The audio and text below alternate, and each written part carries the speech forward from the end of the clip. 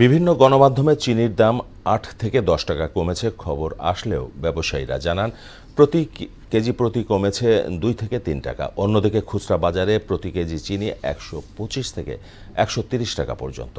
চট্টগ্রাম থেকে আব্দুল হকের ক্যামেরায় সুমন কুমারদের প্রতিবেদন, জানাচ্ছেন তানজিদ ভুইয়া।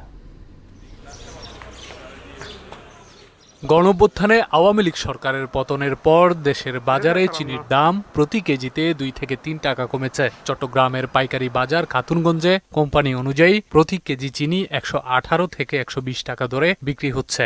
আগে পাইকারিতে বিক্রি হতো ১২০ থেকে ১২২ টাকায়। নগরীর বেশ কয়েকটি বাজার ঘুরে দেখা যায় কোনো কোনো দোকানে ১২৫ টাকা, আবার কোনো দোকানে ১৩০ টাকা দরে বিক্রি হচ্ছে চিনি। আর প্যাকেট চিনি ১৩০ থেকে ১৩৫ টাকা কেজি বিক্রি হচ্ছে। খুচরা ব্যবসায়ীরা জানান দাম কমলেও আগের দামে কেনা থাকায় নতুন দামে বিক্রি করতে পারছেন না তারা। যেভাবে কিনতেছে তাতে ১২১ টাকার মতন পড়ে যাচ্ছে। আমরা ১২২ টাকা ২৩ টাকা খুচরা বিক্রি করতেছি। ১৪০-৪৫ টাকা ওই রকম রেট ছিল, এই রেটে বিক্রি করা। এখন কোম্পানিগুলো এখনও কিন্তু রেট কাটে নাই। বড় বড় কোম্পানিরা এখনও কিন্তু ১৩০ টাকা ৩২ টাকা করে প্যাকেট চিনি আমাদের থেকে নিয়ে যাচ্ছে। আর পাইকারি ব্যবসায়ীরা বলছেন বর্তমানে তারা ১১৮ থেকে ১২০ টাকা দরে চিনি বিক্রি করছেন। একটা অস্থিরতা ছিল, তখন বিভিন্ন কারণে ডেলিভারির চেইন অফ ডেলিভারির সমস্যা ছিল। এখন তো আর ডেলিভারির সমস্যাটা নাই, না থাকাতে চিনির দাম কমতেছে, আস্তে আস্তে আরও কমবে। তাহলে তো ১২২ টাকাও বেচতে পারবেন, আর বাইরে নিলে একটু ১ টাকা বাড়ে বেচতে পারবেন। চিনির দাম এখন কমছে, কারণ হচ্ছে এখন অ্যাভেলেবেল চিনি আছে মার্কেটে।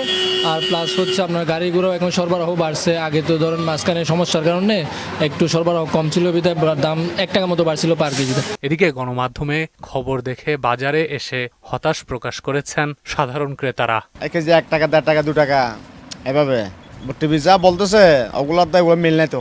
১০ টাকা কমছে, অনেকে বলতেছে কই না তো, এতটুকু কমে নাই তো, ২ টাকায় কমছে আর কি। খাতুনগঞ্জে এই ব্যবসায়ী নেতা জানান চিনির বাজার নিম্নমুখী, আন্তর্জাতিক বাজার ঠিক থাকলে চিনির দাম আরও কমে আসবে।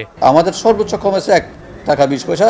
যদি আপনি রেডি মাল ধরি তাহলে রেডি মাল কমছে ২.৫ টাকা ৩ টাকা, এর চেয়ে বেশি কমে না চিনির বাজার। চাকতাই খাতুনগঞ্জ আড়তদার সাধারণ ব্যবসায়ী কল্যাণ সমিতির সাধারণ সম্পাদক মহিউদ্দিন জানান ডলার সংকটের কারণে নিত্যপণ্যের দাম বেড়েছে। ডলার সংকট কাটলেই দাম নিয়ন্ত্রণে চলে আসবে। ডলারের উপর তো সবকিছু আপনার এই আমদানি নির্ভরশীল। এখানে ডলার মাধ্যমে আমাদের সব পেমেন্ট করতে হয়।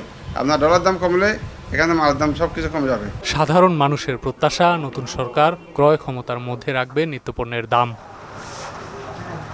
তানজিদ ভুইয়া, মোহনা সংবাদ। সুদবিহীন ব্যাংকিংয়ে আত্মশুদ্ধির পথ, এনআরবিসি ব্যাংকের ইসলামিক ব্যাংকিং আল